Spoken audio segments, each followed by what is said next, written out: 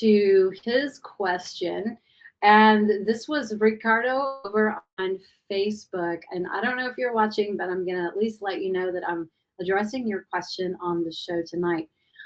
This is what he says. He goes, what preventative do you use to prevent your cats from having ticks and fleas? As I noticed on your story that they are often outdoors.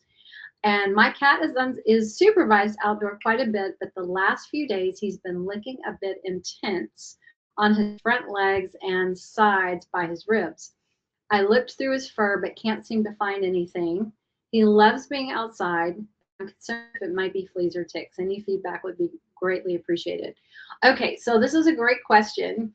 And one of the first things I just want you guys to know is just because your cat goes outside and walks around on the earth and the grass does not mean they're going to get fleas and ticks. So first of all, there has to be fleas and ticks present.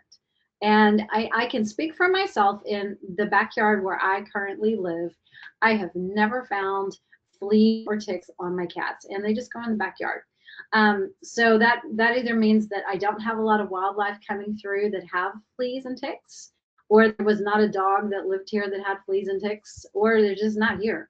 So that doesn't mean that they're not in your area. You just have to check and see. One of the things that you can just check, go out barefoot, go out with shorts, walk around in your grass and see if anything's jumping on you.